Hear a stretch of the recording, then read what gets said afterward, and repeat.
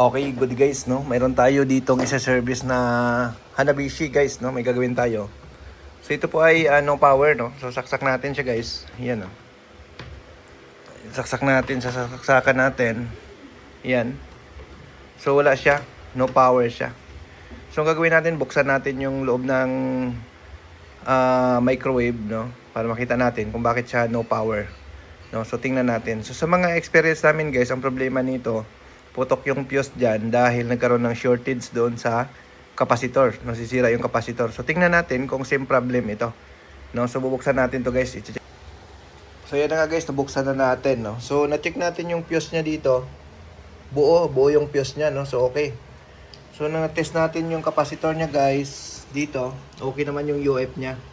Kasi meron lang tayo nakuhang grounded dito sa body. No? So grounded siya pero hindi niya putok yung fuse. No? Nagkakaroon siya ng grounding sa body. Testerin natin guys. Oh. Diyan siya. Ilagay natin sa resistance. Tapos body. Ayan oh. Itutok natin. Yan. Body. Ayan guys oh. Yan. Nagkaroon siya ng 194 ohms. Or ibig sabihin grounded no. Pero buo yung capacitor niya guys. Pag sinukat natin sa UF, buo siya.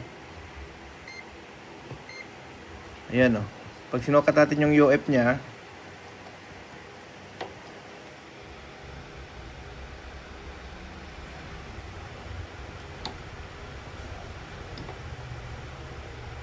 ayan, wala na. Kanina, buo yung sukat nito. Ngayon wala na no. Kasi double check ko lang guys, no? Double check natin. So yan guys, oh, buo yung capacitor niya guys. Yan oh. Mayroon siyang 0.7 UF no. So buo siya. Yan. So buo siya guys no. So ngayon wala siyang power. So ito ngayon yung ating titingnan kung ano, bakit wala siyang power no. So buo yung capacitor niya. Kaso mayroon lang tayong nakikitang ground sa body dito no. So yun ngayon ang ititrace natin. Kung alin dito ang nagkaroon ng problema. Bakit nagkaroon siya ng ground sa body no.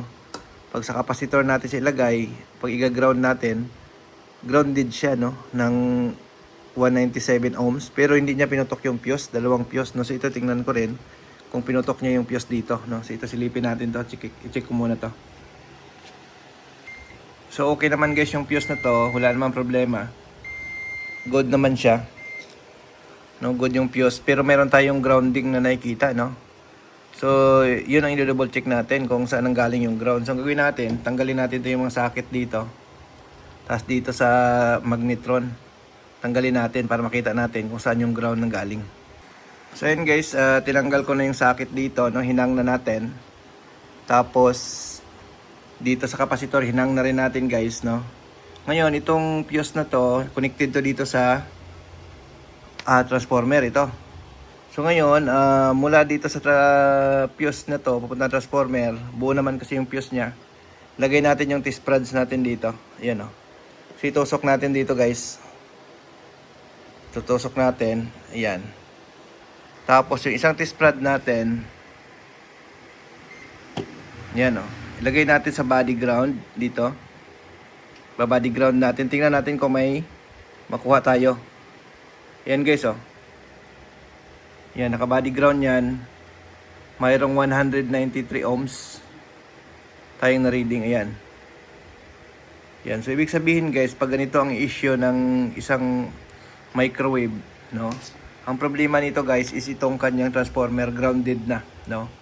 So, hindi na siya talaga gagana, no? So, palit microwave ka na kasi nga, kung may pamalit ka nito, okay, no? Pero wala ka naman kasi mabibili nito. Medyo mahal. Unless kung kukuha ka dun sa mga lumang microwave, no? So, yun. So, ang naging issue niya is ito, grounded yung kanyang transformer, no? So, yun, no? So, ito nga. So, ganun lang ang pag-check, guys. Pag nakita kayong ground, lalagay nyo sa terminal, lagay nyo sa body. Pag mayroong ohms kayong na reading or kilo ohms, ibig sabihin grounded siya. So, i-identify nyo lang kung aling parts ang may problema, no? So, ihang nyo lang yung sa capacitor, ihang nyo rin yung galing sa magnetron, tapos kukunin nyo yung linya ng linya ng ano ng transformer tapos i-body ground nyo. Ngayon kung wala siya, dito kayo mag-body ground sa magnetron papunta dito, no?